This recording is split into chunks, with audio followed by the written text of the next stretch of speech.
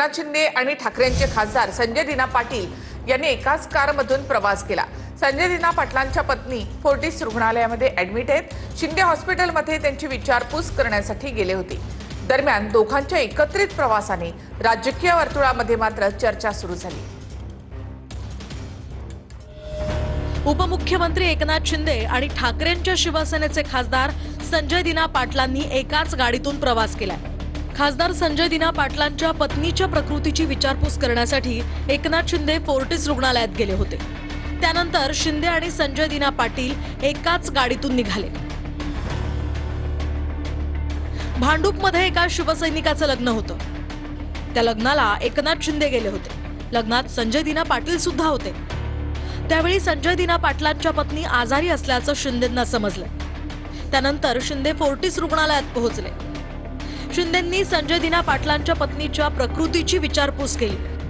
त्यानंतर हे दोघेही एकाच गाडीतून रुग्णालयातनं बाहेर पडले।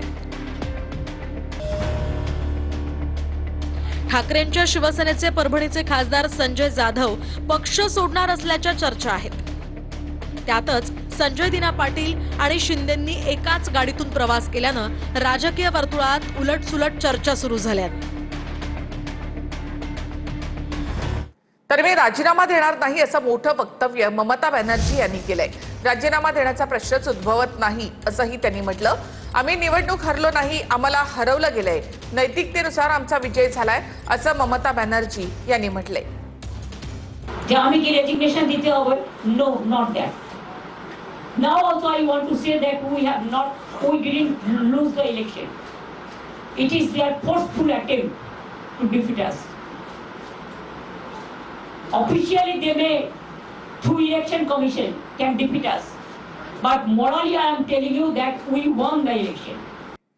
अमित शहा यांची पश्चिम बंगालचे निरीक्षक म्हणून निवड करण्यात आली आहे। अमित शहा पश्चिम बंगालचा मुख्यमंत्री ठरवणार आहेत। 9 मे रोजी पश्चिम बंगालच्या मुख्यमंत्र्यांचा शपथविधी होऊ शकतो।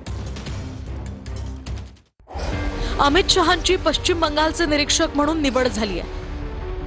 त्यामुळे पश्चिम बंगालचा मुख्यमंत्री ठरवण्याची जबाबदारी अमित शहांवर आली आहे। निवडणुकीच्या प्रचारात सुद्धा अमित शहा पश्चिम बंगालमध्ये तळ ठोकून होते। पश्चिम बंगालमधल्या निवडणुकीचं सूक्ष्म नियोजन सुद्धा अमित शहांनी केलं होतं। अमित शहांसोबत सहनिरीक्षक म्हणून ओडिशाचे मुख्यमंत्री मोहन मांझी यांचीही नियुक्ती करण्यात आली आहे। पश्चिम बंगालच्या मुख्यमंत्री पदासाठी भाजपकडून सुवेंदू अधिकारी यांचं नाव आघाडीवर आहे। अमित शहा यांच्या नेतृत्वात भाजप विधिमंडळ पक्षाची बैठक होईल आणि त्यातच विधिमंडळ दलाचा नेता निवडला जाईल। येत्या 2 ते 3 दिवसात विधिमंडळ पक्षाची बैठक होण्याचीही शक्यता आहे। नसरापूरच्या नराधमाला हालहाल करून संपवा असा संताप राज ठाकरेंनी व्यक्त केलाय। फास्ट ट्रॅक पद्धतीने कारवाई करू म्हणणाऱ्या सरकारने त्याची व्याख्या सांगावी असं म्हणत महिलांवरील अत्याचारावरून राज ठाकरे आक्रमक झाले। तर दुसरीकडे लैंगिक शोषणामधील नराधमांना आता पॅरोल दिला जाणार नाही असा मोठा निर्णय मुख्यमंत्री फडणवीसांनी घेतलाय। नसरापुरातील अल्पवयीन मुलीवरील अत्याचार आणि हत्या प्रकरणावर मुख्यमंत्री फडणवीसांचं बारीक लक्ष आहे। लैंगिक शोषण करणाऱ्या नराधमांना पेरोल देऊ नका असे निर्देश मुख्यमंत्री फडणवीसांनी दिलेत। नसरापूरच्या घटनेनंतर कॅबिनेटच्या बैठकीत मोठा निर्णय घेण्यात आलाय। मुख्यमंत्री फडणवीस सातत्यानं वरिष्ठ पोलीस अधिकाऱ्यांच्या संपर्कात आहेत। तपासातील पुरावे, छोट्या मोठ्या बाबींवर मुख्यमंत्र्यांचं बारीक लक्ष आहे। मुख्यमंत्र्यांकडून पुणे ग्रामीण पोलीस दलातील अधिकाऱ्यांना सूचना दिल्या जात आहे। त्याला फासावर लटकवलं पाहिजे आणि SITची नेमणूक झालेली आहे। पॅरोलवर त्यांना सोडू नये अशा प्रकारची विनंती देखील राज्य सरकारच्या माध्यमातून कोर्टाला केली। या प्रकरणावरून मनसे अध्यक्ष राज ठाकरेंनी सोशल मीडियावर पोस्ट करत संतापही व्यक्त केलाय।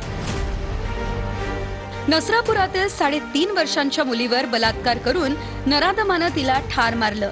तिचा मृतदेह लपवायचा प्रयत्न केला। या घटनेनं शब्दशः मनाचा थरकाप उडाला आणि भयानक चीड आली। या आरोपीला सरकारनं कायदा काय सांगतो किंवा अजून कोण काय म्हणेल याचा विचार न करता हालहाल करत संपवावं। सरकार अशा घटनांमध्ये जेव्हा फास्ट ट्रॅक पद्धतीने कारवाई करू म्हणतं तेव्हा सरकारने फास्ट ट्रॅकची व्याख्या पण सांगावी। नसरापूर प्रकरणी आंदोलकांवर लाठीचार्ज केला गेल्याच्या बातम्या पण आल्या। ही तत्परता स्त्रियांचं मुलींचं शोषण करणाऱ्यांच्या विरोधात सरकार का दाखवत नाही? त्या चिमुकलीची आठवण ठेवून जल्लोष साजरा करायला नको होता असं म्हणत प्रणिती शिंदेंनी सरकारवर टीका केली आहे. जाणीव ठेवून जल्लोष साजरा नसता केला आणि म्हणाला असता की तिच्यासाठी आम्ही जल्लोष करत नाही, तर थोडं तरी तुम्हाला काही माणुसकी आहे असं आम्हाला वाटलं असतं. उद्घाटनाचे कार्यक्रम घेतले, काही माणुसकीच राहिली नाही आहे ह्या महाराष्ट्राच्या मुख्यमंत्र्यांमध्ये असं मला कुठेतरी वाटतंय. आणि म्हणून त्यांनी नैतिक जबाबदारी स्वीकारून राजीनामा त्या ठिकाणी दिला पाहिजे. महाराष्ट्रात मात्र प्रत्येक प्रकरणात तात्काळ कारवाई होते, ही झिरो टॉलरन्स हीच देवाभाऊंची भूमिका आहे. पण प्रणितीताई, तुमची भूमिका मात्र सोयीने बदलते. नसरापूरची घटना अत्यंत दुर्दैवी आहे. फासावर लटकवल्याशिवाय देवाभाऊंच्या नेतृत्वातलं सरकार शांत बसणार नाही. खासदार सुप्रिया सुळेंनी या प्रकरणात मुख्यमंत्री फडणवीसांची भेट घेतली आहे. कायदा शक्ती कायदा आणला होता, तर तो कायद्याची अंमलबजावणी महाराष्ट्रातल्या प्रत्येक नागरिकाला सुरक्षितता कसं वाटावं आणि त्याला न्याय मिळाला पाहिजे, ही भूमिका आणि भावना आम्ही मांडलेली आहे. नसरापुरातील घटनेच्या निषेधार्थ शिंदेच्या शिवसेनेच्या खासदार ज्योती वाघमारे आणि भाजप शहर अध्यक्ष रोहिणी तळवळकर यांनी आंदोलन केलं. मुख्यमंत्री एकनाथजी शिंदे साहेब असताना त्या अक्षय शिंदेला पोलिसांनी ठोकला होता. तोच नराधम पुन्हा जर पोलिसांवरती हल्ला करतो तर पोलिसांच्या बंदुका दिवाळीत टिकल्या उडवण्यासाठी नसतात. की अशा लोकांना एखाद्या वेळेला तरी पब्लिकच्या हवाली केलं पाहिजे. हे कायद्याचं नाही, कायद्यामध्ये बसत नाही किंवा आमच्यासारख्या जबाबदार माणसांना बोलू नये, परंतु ही बोलण्याची वेळ आता आली. धार्मिक कामासाठी खरातला पॅन कार्ड दिलं होतं. ईडी चौकशीमध्ये चाकणकरांची बहीण प्रतिभा चाकणकर यांनी हा अजबच दावा केलाय. यावर प्रतिभा चाकणकर खोटं बोलत असल्याचं अंजली दमानिया म्हणाल्या. तर चाकणकर बहिणींवर गुन्हा दाखल करा अशी मागणी संगीता तिवारी यांनी केली आहे. ईडीच्या चौकशीत रुपाली चाकणकर यांच्या बहीण प्रतिभा चाकणकरांनी अजब दावे केले. धार्मिक कामासाठी भोंदू अशोक खरातला आपलं आणि आपल्या मुलाचं पॅन कार्ड दिलं. आपल्या पॅन कार्डचा वापर करून बोगस खाती उघडण्यात आली असा दावाही प्रतिभा चाकणकरांनी केलाय. प्रतिभा चाकणकरांची ईडीनं सुमारे 8 तास चौकशी केली. गरज पडल्यास प्रतिभा चाकणकरांना पुन्हा चौकशीला बोलावलं जाऊ शकतं. प्रतिभा चाकणकर आणि त्यांच्या मुलाच्या नावावर नाशिकमधील समता नागरी सहकारी पतसंस्थेत 4 खाती आढळून आली आहेत. 134 संशयित बोगस खात्यांपैकी ही 4 खाती असल्याचा संशय आहे. प्रतिभा चाकणकरांच्या खात्यांमध्ये खरातचं नाव नॉमिनी म्हणून दाखवण्यात आल्याची माहिती आहे. प्रतिभा चाकणकर आणि खरात यांच्यामध्ये 230 कॉल्स आणि 200 पेक्षा अधिक मेसेजेसची देवाणघेवाण झाल्याची ही माहिती तपासात समोर आली आहे. 2021 मध्ये जमा झालेले सुमारे 26 लाख रुपये विशेष खात्यात वळवून 2024 पर्यंत सुमारे 40 लाख रुपये परतावा मिळवल्याचा ईडीला संशय आहे. या प्रकरणात ईडीनं प्रतिभा चाकणकरांचा मुलगा तन्मय चाकणकर यालाही समन्स बजावलाय. रुपाली चाकणकर अतिशय शातीर आहेत, पण प्रतिभा चाकणकरांना तितकीशी व्यवहारातलं ज्ञान त्यांना तितकंसं नाहीये असं मला माहिती मिळतेय. तर मला तीच गंमत वाटते की तुम्ही तुमचं पॅन कार्ड आणि आधार कार्ड हे पूजेला देता. कुठच्या पूजेसाठी? आय मीन हास्यास्पद आहे हे सगळं. हास्यास्पद आहे. शिकलेले आहात ना तुम्ही. कोणी असं देतं का आधार कार्ड आणि आपला वोटर आयडी म्हणा किंवा कोणती पण आपली आयडी आहे, अशी कोणतीही दुनियामध्ये वेडी बाई नाहीये. ही वेडी बाई आहे का? त्यामुळे हे ददांत खोटं स्वतःला वाचवण्यासाठी हे सगळं चाललेलं आहे. या दोन्ही बहिणींवर गुन्हा हा दाखल झालाच पाहिजे आणि दोघींना शिक्षा झालीच पाहिजे. एसआरपीएफच्या लेखी परीक्षेमध्ये एका खासगी प्रकाशनामधले 85 प्रश्न जसेच्या तसे विचारण्यात आले. एसआरपीएफ परीक्षेमध्ये खासगी प्रकाशनाच्या पुस्तकातून प्रश्न घेतल्याचा आरोप होतोय. दरम्यान या प्रकरणाचा तपास करा अशी मागणी सुप्रिया सुळे यांनी केली आहे. एसआरपीएफच्या लेखी परीक्षेत एका खासगी प्रकाशनामधले 85 प्रश्न जसेच्या तसे विचारण्यात आले. महाराष्ट्र पब्लिकेशनचं पोलीस भरती 50 प्रश्नपत्रिका संच नावाचं पुस्तक आहे. या पुस्तकातील सराव प्रश्नसंच 10 मधून तब्बल 85 प्रश्न जसेच्या तसे विचारण्यात आले. विशेष म्हणजे या प्रश्नांची क्रमवारी आणि पर्यायही बदलण्यात आले नव्हते. 85 प्रश्न. विशेष म्हणजे महाराष्ट्र पब्लिकेशननेही याचा एक व्हिडिओ जारी केला. आपला हा जो महाराष्ट्र पब्लिकेशनच्या 50 प्रश्नपत्रिका संच आहे, यामध्ये तुम्हाला सरावासाठी ज्या 10 सराव प्रश्नपत्रिका दिल्या होत्या त्यामधील 10 नंबरची जी सराव प्रश्नपत्रिका आहे त्यामधील 85 प्रश्न क्रम न बदलता जसेच्या तशा आजच्या 2 SRPFच्या पेपरला आलेला आहे. हा व्हिडिओ सोबतच महाराष्ट्र पब्लिकेशनच्या टेलिग्राम ग्रुपमधील काही मेसेजेसही व्हायरल झाले. यात हमारा तो वशील आहे बाबा असाही एक मेसेज आहे. यामुळे या प्रकरणाची चौकशी करण्याची मागणी सुप्रिया सुळेंनी केली. त्या विषयामध्ये असं झालंय की त्याच्यात कॉपी पेस्ट खूप आहे त्या परीक्षेत. त्यामुळे कॉपी पेस्ट परीक्षेचा पेपर असू शकत नाही. परीक्षेचा पेपर हा पारदर्शकच असला पाहिजे आणि तो मेरिटवरच असला पाहिजे. त्यामुळे ह्या गोष्टी माझ्या निदर्शनात आणून दिलेल्या आहेत. आमची अपेक्षा आहे की प्रत्येक परीक्षा ही फेअरच असली पाहिजे.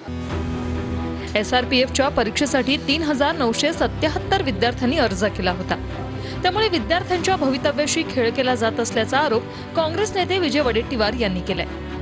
राज्यात स्पर्धा परीक्षा देणाऱ्या तरुणांच्या आयुष्याशी सरकार अक्षरशः खेळ करत आहे. आता हे उघडपणे दिसू लागले.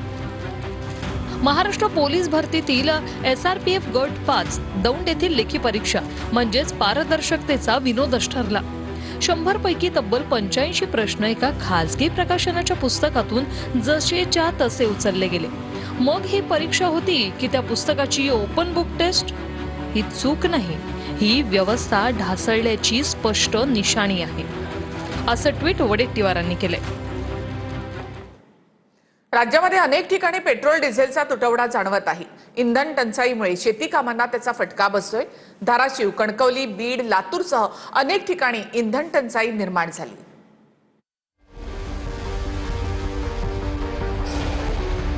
धाराशिवमध्ये सलग 3 दिवसांपासून पेट्रोल आणि डिझेलची टंचाई आहे.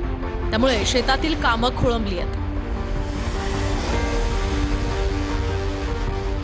धाराशिव जिल्ह्यातील वाशी आणि कळंब परिसरात गेल्या 3 दिवसांपासून डिझेलची टंचाई आहे. पेट्रोल पंपावर डिझेल संपल्याचे बोर्ड्स लागले. ऐन पावसाळ्याच्या तोंडावर शेतातली कामं यामुळे ठप्प झाली आहेत. तर सिंधुदुर्गातही 2 दिवसांपासून पेट्रोल डिझेलचा तुटवडा जाणवू लागलाय. पेट्रोल पंपांवर वाहनांच्या लांबच लांब रांगा दिसून येत आहेत. सध्या या ठिकाणी मिरजवरून इंधनाचा पुरवठा केला जातोय. बीडच्या अंबाजोगाई तालुक्यासह अनेक ठिकाणी इंधनासाठी नागरिकांना तासनतास ताटकळत उभं राहावं लागतंय. इंधन संपण्याच्या भीतीपोटी नागरिक मिळेल तेवढा साठा करण्यासाठी डबे आणि कॅन घेऊन गर्दी करताना दिसतायत.